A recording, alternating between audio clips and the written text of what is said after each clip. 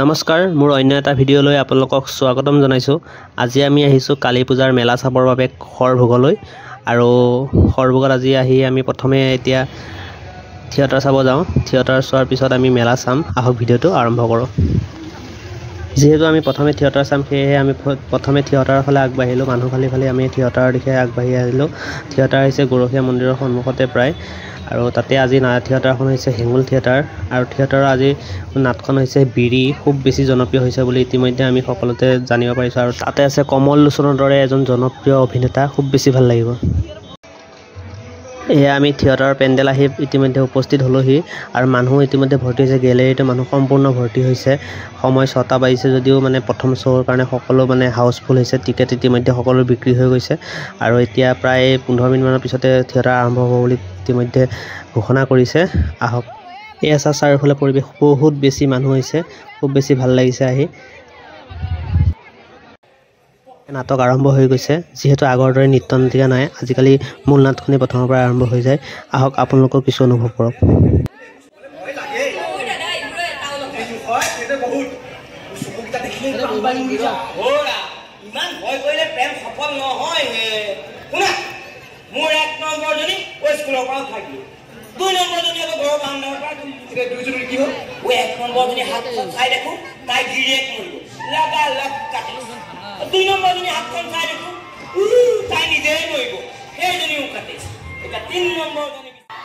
এয়া চাওক, নায়ক তথা কমল লোচনৰ এণ্ট্ৰি হৈছে।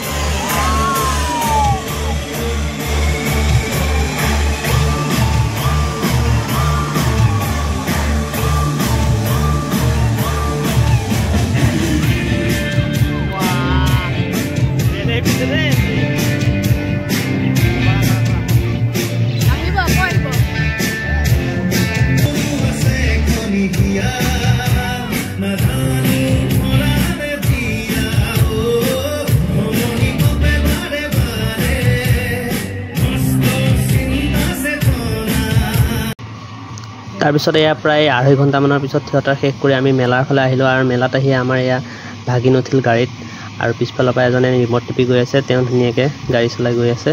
এইটো কৰিবৰ কাৰণে 50 টকা দিব লাগে। প্ৰায় 10-15 মিনিট ঘূৰাব, আৰু আপুনি 50 টকা দিব লাগিব। পইচা লৈ যাওক।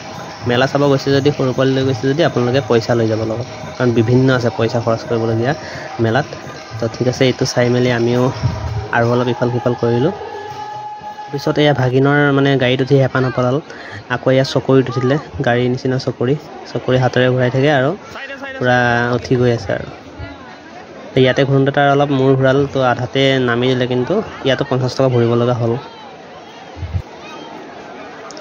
এয়া চকৰি টকৰি উঠোৱাৰ পিছত আমি আহিলোঁ এয়া গুলিয়াবলৈ কাৰণে, গেম শ্বুট কৰিবৰ কাৰণে, বেলুন ফুটাবৰ কাৰণে। তাৰপিছত এয়া আমি প্ৰথমতে ট্ৰাই কৰিলোঁ, আৰু ট্ৰাই কৰোঁতে হোৱা নাছিলে। তাৰপিছত এই দাদাজনে শিকাই দিলে অলপ, এনেকৈ ধৰণে কৰি। তাৰপিছত এয়া এটা ফুটাব পাৰিলোঁ যেন তেনে। মানুহজনে যেনেদৰে শিকাই দিছিলে তেনেকৈ মই মৰাৰ পিছত এটা ফুটাব পাৰিলোঁ।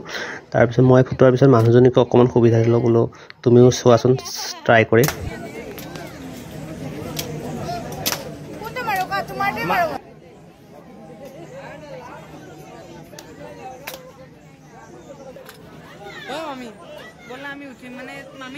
এয়া আছিল কালী পূজা মেলাৰ ভিডিঅ'ৰ কিছু অংশ। সকলোখিনি ভিডিঅ' কৰিব নোৱাৰিলোঁ, আৰু আজিৰ ভিডিঅ'টো চাই যদি আপোনালোকে খুব বেছি ভাল পাইছে, প্লিজ লাইক কৰিব, কমেণ্ট কৰিব, আৰু ছাবস্ক্ৰাইব কৰিব।